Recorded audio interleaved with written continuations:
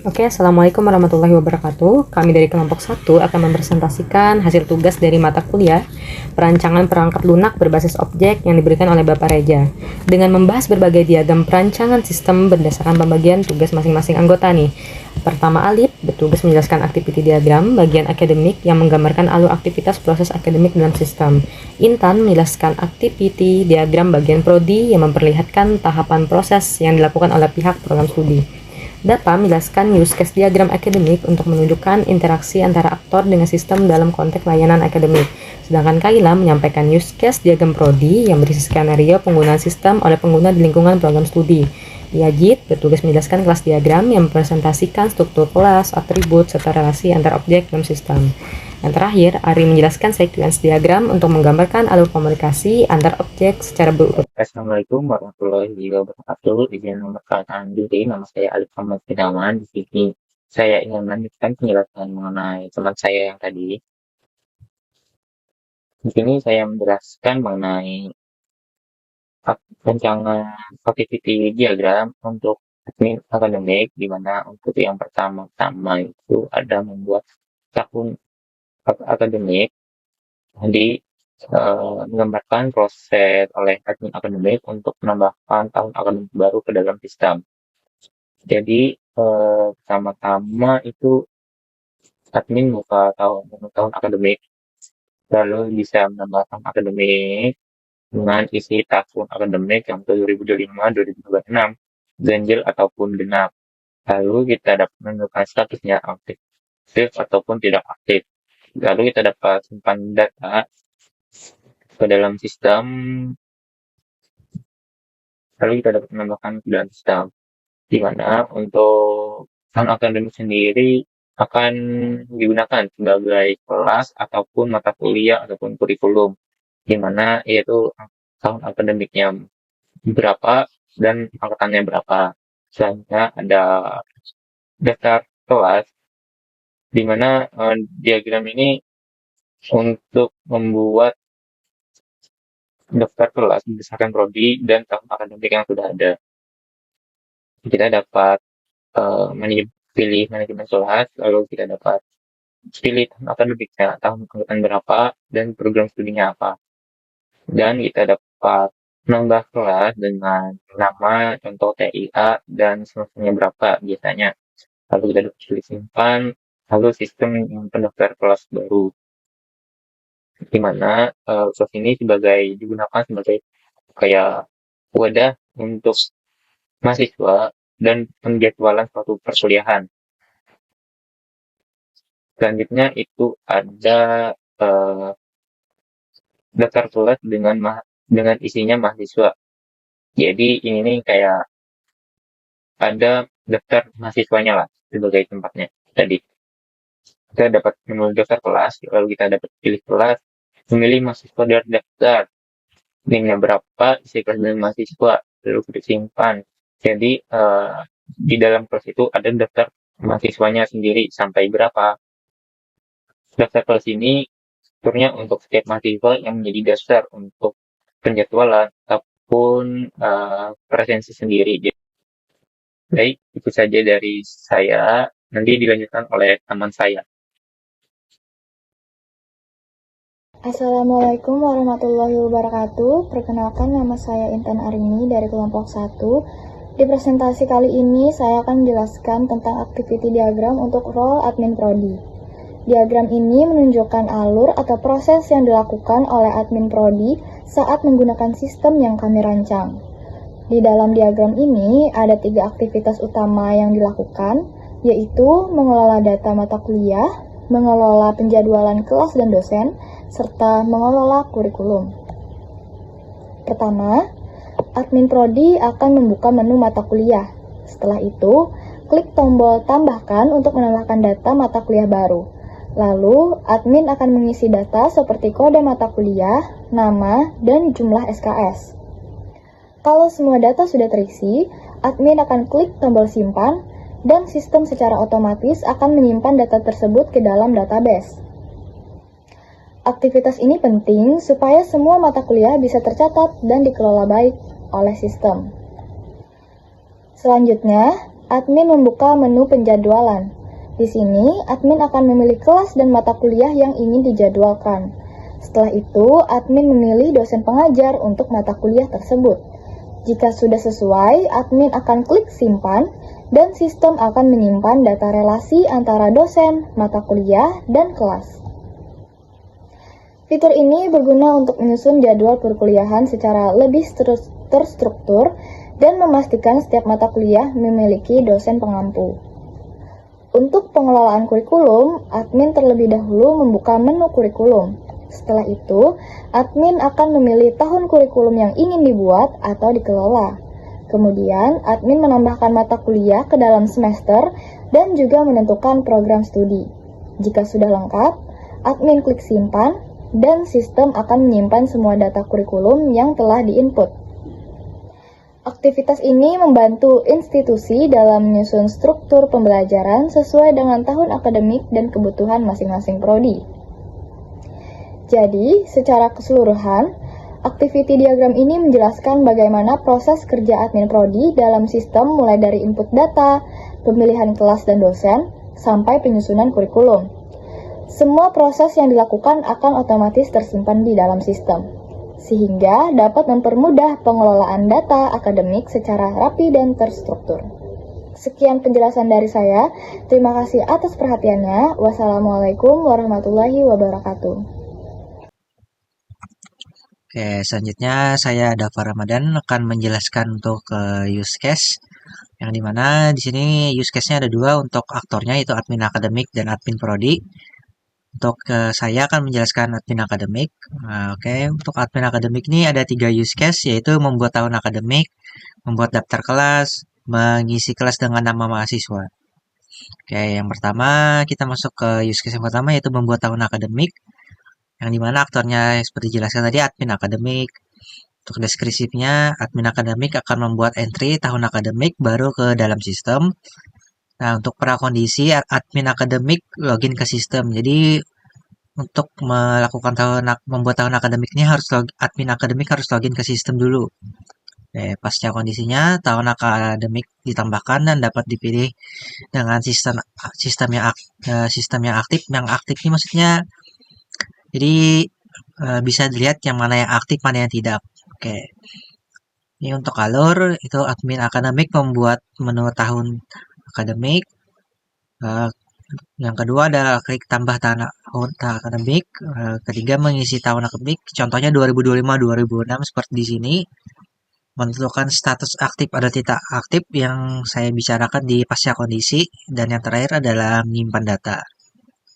Oke, selanjutnya adalah use case untuk membuat daftar kelas. Sama seperti sebelumnya, aktornya adalah admin akademik. Deskripsinya membuat daftar kelas berdasarkan program studi dan tahun akademik. Nah, jadi untuk prakondisinya ini tahun akademik sudah tersedia. Jadi untuk membuat daftar kelas, minimal ada sudah tahun akademiknya, baru bisa membuat daftar kelas. Jadi harus ada dulu tahun akademiknya. Oke, untuk pasca kondisi, sini daftar kelas baru dibuat dan tersedia untuk pengisian mahasiswa. Ya, seperti sebelumnya. Untuk alurnya sama-sama mirip-mirip juga, itu admin memilih menu manajemen kelas, memilih tahun akademik dan program studi, klik tambah kelas, menuliskan nama kelas misalnya TIA. Nah, dan terakhir adalah disimpan. Nah, ini adalah use case terakhir untuk admin akademik, yaitu mengisi kelas dengan mahasiswa.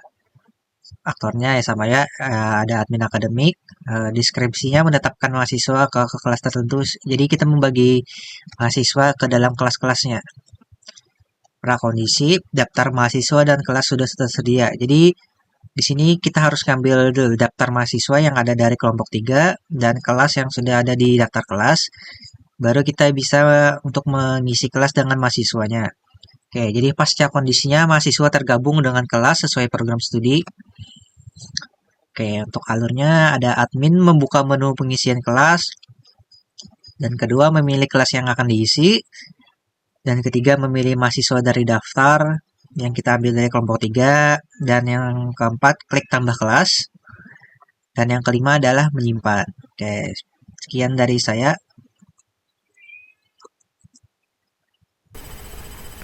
Assalamualaikum warahmatullahi wabarakatuh. Perkenalkan, nama saya Kayla Anissa Putri.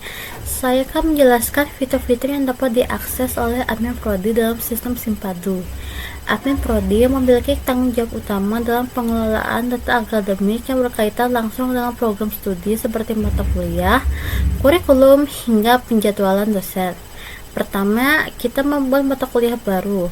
Fitur pertama yaitu manajemen mata kuliah. Di sini, admin prodi dapat menambahkan data mata kuliah baru. Berikut ini adalah langkah-langkahnya. Pertama, admin membuka menu manajemen mata kuliah. Kedua, mengklik tombol tambah. Ketiga, mengisi data penting seperti kode mata kuliah, nama mata kuliah, dan jumlah SKS. Keempat, klik simpan. Yang kelima, hasilnya mata kuliah akan langsung tersedia dalam sistem. Kedua, menyusun kurikulum perangkatan. Selanjutnya, admin prodi juga bertanggung jawab dalam penyusunan kurikulum. Fitur ini digunakan untuk menyusun struktur mata kuliah yang akan ditempuh oleh mahasiswa sesuai angkatan mereka. Langkah-langkahnya itu: pertama, masuk ke menu kurikulum. Kedua, tentukan angkatan yang ingin diatur. Ketiga, tambahkan mata kuliah dalam semester yang sesuai. Keempat, tentukan program studi untuk tiap mata kuliah. Dan kelima, terakhir, klik simpan dan kurikulum siap digunakan mahasiswa saat pengisian KRS. Ketiga, menentukan dosen pengampu. Terakhir, admin prodi juga dapat menetapkan dosen pengampu untuk masing-masing kelas dan mata kuliah. Fitur ini sangat penting dalam proses penjadwalan perkuliahan. Langkah-langkahnya itu: pertama, masuk ke menu penjadwalan. Kedua, pilih kelas dan mata kuliah yang ingin diatur. Ketiga, pilih dosen yang akan mengejar. Keempat, simpan. Setelah itu, setelah disimpan, dosen akan tercatat resmi sebagai pengampu pada kelas tersebut. Baik, untuk kesimpulannya, dengan fitur-fitur tersebut, admin prodi dapat mengelola komponen penting dalam sistem akademik, mulai dari penambahan mata kuliah, penyusunan kurikulum, hingga penjadwalan dosen. Semua proses dilakukan secara terintegrasi dalam sistem Simpadu untuk mempermudah dan mempercepat pengelolaan akademik. Sekian dari penjelasan saya. Wassalamualaikum warahmatullahi wabarakatuh.